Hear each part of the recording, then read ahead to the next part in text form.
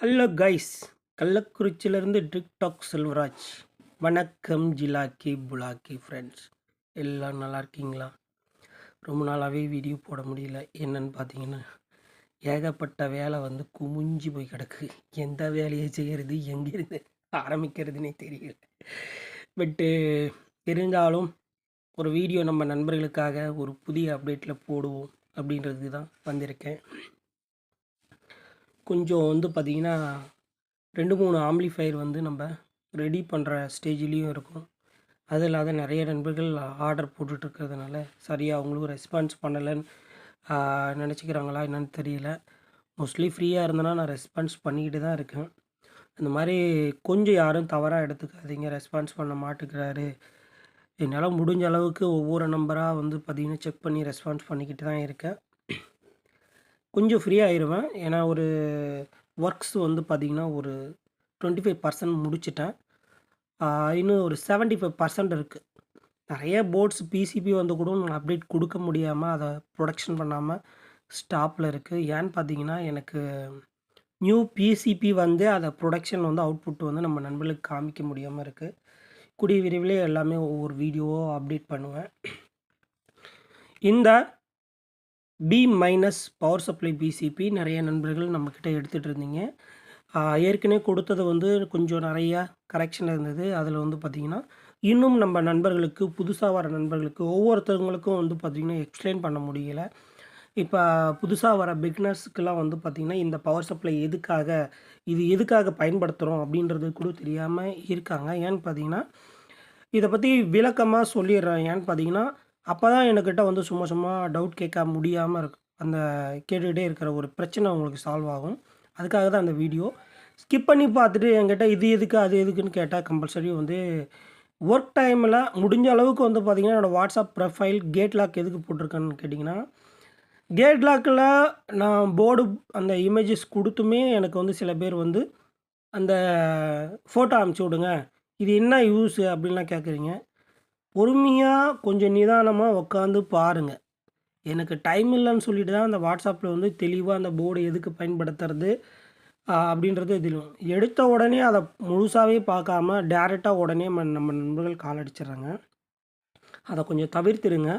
ஏன்னா முக்கியமான சந்தேகங்களுக்கு மட்டும் கூப்பிடுங்க.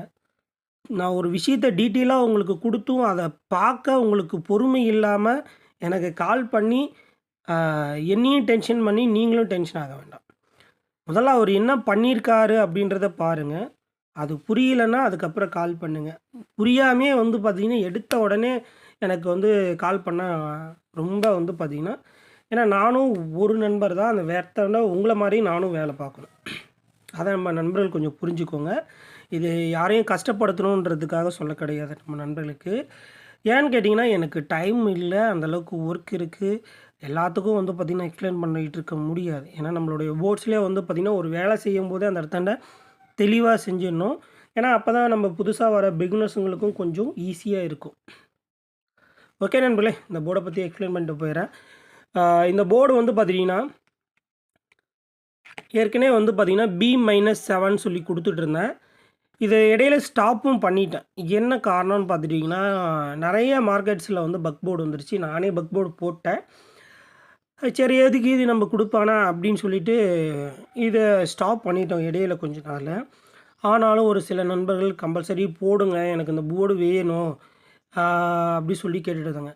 ஏன்னு பார்த்தீங்கன்னா இந்த போர்டு போட்டு வச்சு கிட்டத்தட்ட ஒரு 2500 பிசிபி போட்டேன். அந்த 2500 பிசிபி வந்து பார்த்திங்கன்னா அதை கொஞ்சம் அப்டேட் எடுத்து அதை மக்களுக்கு புரிய வைக்கிறதுக்குள்ளே போதும் ஆச்சு. அதுலேயும் ஒரு சின்ன கரெக்ஷன் இருந்தது. இதில் நியூ அப்டேட் பிடிச்சிருக்கும். அந்த போர்டு கொஞ்சம் ரன் ஆகிட்ட பிறகு நிறைய நண்பர்களுக்கு புரிய ஆரம்பிச்சிருச்சு. அதனுடைய விஷயங்கள் புரிய ஆரம்பிச்சிருச்சு. திரும்ப கேட்க ஆரம்பிச்சிட்டாங்க. 40 வோல்ட் கொடுத்து ஒரு 5 வோல்ட் அவுட்புட்டு தானே தேவைப்படும், மீதிலாம் ஆல்ட்ரு பண்ணிப்பாங்களே அப்படின்னு சொல்லும்போது வந்து சில பேர் வந்து பார்த்திங்கன்னா இந்த போர்டு வந்து லோ பட்ஜெட்டில் ரெடி பண்ணணும், ஒரு ஈஸியாக ரெடி பண்ணணும் அப்படின்னும் போது வந்து இந்த பிசிபியை ஆர்டர் பண்ணுறாங்க. இந்த பிசிபி மட்டும் ஆர்டர் பண்ணுறாங்க. இது தனியாகவும் கொடுத்துருக்கேன், இது ஃபுல்லாக கிட்டாகவும் கொடுத்துருக்கேன். 2 இடத்த கொடுத்துருக்கேன். இதை பிசிபி பவர் சப்ளை பிசிபி செக்ஷனில் வந்து இது இருக்கும். இது வந்து பக் போர்டு ஸ்டேஜில் கொடுத்துருப்பேன். இதில் வந்து பார்த்தீங்கன்னா இன்புட் சப்ளை வந்து DC 24லேருந்து 30 வரைக்கும் நீங்கள் இன்புட் ஸ்டோர் கொடுத்துக்கலாம். அது மாதிரி நம்மளுடைய பிசிபியில் வந்து பார்த்தீங்கன்னா விளக்கமாகவே கொடுத்துருப்போம். நீங்கள் எப்படி பவர் சப்ளை எந்த பக்கம் ப்ளஸ் ஆர் மைனஸ் கொடுக்கணும், இங்கே அவுட்புட்டு நம்மளுக்கு என்ன கிடைக்கும், இங்கே அவுட்புட்டு என்ன கிடைக்கும் அப்படின்றத பிசிபிலே மென்ஷன் பண்ணியிருக்கேன். TSK B-7 சொல்லி அப்டேட் பண்ணியிருக்கேன். இதில் வந்து எக்ஸ்ட்ரா வந்து ஒரு ஜீனர் ஆட் பண்ணியிருக்கேன். ஒரு 1 ohms ஆஃப் வாட்டில் ரெசிஸ்டன்ஸ் ஆட் பண்ணியிருக்கேன். இது எதுக்காகன்னு பார்த்தீங்கன்னா USB போர்டு சேஃப்டிக்காக பண்ணியிருக்கேன். இந்த USB இந்த ரெகுலேட்டரில் இருந்து ஒரு 5 வோல்ட்டுக்கு மேலே அதிகமாகுதுன்னா இந்த இடத்தாண்ட இந்த ஜீனரை வந்து ட்ராப் பண்ணும். 5 வோல்ட்டுக்கு மேலே போகக்கூடிய வோல்டேஜை ட்ராப் பண்ணும்.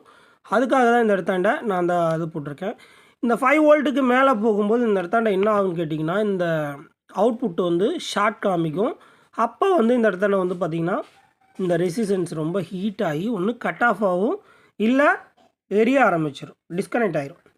அதுக்காக தான் இந்த வேலை செஞ்சுருக்கேன். இது முன்ன கொடுத்த போர்டில் கிடையாது. இந்த 2 விஷயமும் அப்டேட் பண்ணியிருக்கேன். அதே மாதிரி இந்த ஒரு சின்ன வந்து இந்த ரெகுலேட்டரில் வந்து போன டைம் கொடுத்த பிசிபியில் இங்கே இடிக்கிற மாதிரி இருந்திருக்கும். அதை தள்ளி தள்ளி கொடுத்துருந்துருப்பேன். இருந்தாலும் நிறைய நண்பர்கள் அதை சப்போர்ட் பண்ணி எனக்கு ஹெல்ப் பண்ணி இது வரைக்கும் கொண்டு வந்துட்டீங்க. திரும்பவும் எனக்கு அதே போர்டு வேணும்னு சொல்லி கேட்டிங்க. இருந்தாலும் அதே போர்டை கொடுக்கறதுக்கு நம்மளுக்கு மனசு இல்லை. அதே மாதிரி இந்த பவர் சப்ளை எதுக்காகன்னு ஒவ்வொருத்தவங்கள்ட்டையும் எக்ஸ்பிளைன் பண்ண முடியல. அதுக்காக தான் பிடி போர்டு 12 வோல்ட்டு முன்னாடி டிஸ்பிளேக்கு பேனலில் கொடுக்கக்கூடிய ஒரு 3mm LED கொடுக்குறீங்க இல்லையா, 5mm LED அதுக்கு கொடுக்கக்கூடிய வோல்ட்டு, அப்புறம் USB 5 வோல்ட்டு. இந்த பவர் சப்ளை எதுக்காக அப்படின்றத வந்து உங்களுக்கு எக்ஸ்பிளைன் பண்ணிட்டேன். அதே மாதிரி இதில் வந்து ஒரு ஃபேனோ கூலிங் ஃபேனோ இதெல்லாம் எதுவுமே பயன்படுத்தாதீங்க. இது எதுக்குன்னு பார்த்துட்டிங்கன்னா ஒன்லி பிடி போர்டு ஸ்டேஜி, முன்னாடி ஃப்ரண்ட்டு டிஸ்பிளே ஸ்டேஜி, அதுக்கடுத்து USB போர்டு ஸ்டேஜி. ஃபேனில் கொடுக்குறீங்கன்னா ஆடியோ சம்மந்தப்பட்ட அந்த DC வோல்ட்டில் அந்த ஃபேன் ஓடக்கூடிய DC மோட்டார் லைன் கம்பல்சரி அந்த ஆடியோவில் மிக்ஸ் ஆயிரும். இது வண்டி செட்டுகளுக்கு தெரியாது, வீட்டு செட்டுகளுக்கு கம்பல்சரி தெரியும். ஏன்னா வண்டி ஓடுற அந்த மோட்டார் சவுண்டுலேயே கம்பல்சரி அந்த எந்த ஒரு சவுண்டுமே கேட்காது. நாய்ஸோடு ரெடி பண்ணி கொடுத்தாலும் நம்ம நண்பர்களுக்கு தெரிஞ்சிக்காது. அது வண்டிக்கு மேட்ச் ஆயிரும். பட் வீட்டு செட்டுக்கு வந்து பார்த்திங்கன்னா கம்பல்சரி மேட்ச் ஆகாது. முடிஞ்ச அளவுக்கு நான் மென்ஷன் பண்ணியிருக்கிறதுக்கு இந்த பவர் சப்ளை பயன்படுத்துங்க. அதை தவிர்த்து பயன்படுத்தும் போது வந்து பார்த்திங்கன்னா ஏதாவது ஒரு இஷ்யூ கம்பல்சரி அந்த செட்டில் கொஞ்சம் நாளைக்கு அப்புறம் வரும். இந்த ரெகுலேட்டர் ரொம்ப ஹீட் ஆகும். நீங்கள் நான் கொடுத்துருக்க ஸ்டேஜுக்கு பயன்படுத்தும் போது இந்த ரெகுலேட்டர் அவ்வளோ ஹீட் ஆகாது. நீங்கள் அதை தவிர்த்து வேறு எதுக்காக கொடுக்கும்போது கம்பல்சரி ஹீட் ஆகும். இந்த பவர் சப்ளை வந்து பார்த்திங்கன்னா இயங்கக்கூடியது ஒரு 1 ஆம்பியருக்குள்ளே தான் இயங்கும். நீங்கள் இதனோட இன்புட் சப்ளை நீங்கள் 20 ஆம்பியர் கூட கொடுத்துக்கோங்க, அதனால் ஒன்றும் ஆகாது. இதுக்குள்ளே போகக்கூடிய ஆம்பியர் வந்து 1 ஆம்பியரில் தான் லோடு எடுத்துக்கிட்டு இருக்கும். நீங்கள் அதிகமான லோடு 1 ஆம்பியருக்கு மேலே லோடு கொடுக்கும்போது கம்பல்சரி இந்த ரெகுலேட்டர் ஹீட் ஆகும். அதுக்கு முன்னாடியே நாங்கள் வந்து பார்த்திங்கன்னா ஒரு 1 ஆம்ஸ் டயோடு இன்புட் ஸ்டேஜ்லேயே போட்டுவிட்டேன். அதனால் உங்களுக்கு எவ்வளோ ஆம்பியர் வந்தாலும் அந்த இடத்தாண்ட உங்களுக்கு 1 ஆம்பியர் தான் இன்புட் ஆகிட்டுருக்கும். அதையும் உங்களுக்கு எக்ஸ்பிளைன் பண்ணிடுறேன். நன்றி நண்பர்களே. வாட்ஸ்அப் ப்ரொஃபைலில் ஆட் பண்ணியிருக்கேன். தேவைப்படுறவங்க உள்ளே போயிட்டு பார்த்து ஆர்டர் பண்ணிக்கிங்க. இந்த பிசிபியும் ஆட் பண்ணிட்டேன், இந்த போர்டும் ஆட் பண்ணிட்டேன். மீண்டும் நம்ம அடுத்த ஒரு வீடியோவில் சந்திப்போம். கம்பல்சரி கூடிய விரைவிலே நம்ம ஆத்தூர் நண்பரோட ஒரு ஆம்பிளிஃபையர் ரெடி ஆகிட்டுருக்கு, வீடியோ போடணும். கொஞ்சம் அதில் வந்து பார்த்துட்டிங்கன்னா ஒரு டீகோடர் மெர்ச் பண்ணுறதுக்கான சுவிட்சு வந்து FT00க்கும் பட் அந்த நம்ம டீகோடர் ஆப்டிக்கல் ரெஸ் பாக்ஸ் இதுக்கும் மாறிடுச்சு.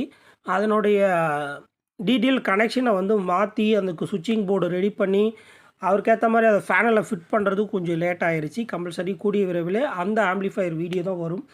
இன்னொரு நண்பருக்கு ட்ராவல்ஸ் ஆம்ப்பு நான் போன வீக்கில் கொடுத்துருந்தேன். பட் அதனோட வீடியோவும் கம்பல்சரி டீட்டெயிலாக ஒரு வீடியோ வந்து அப்லோட் ஆகும்.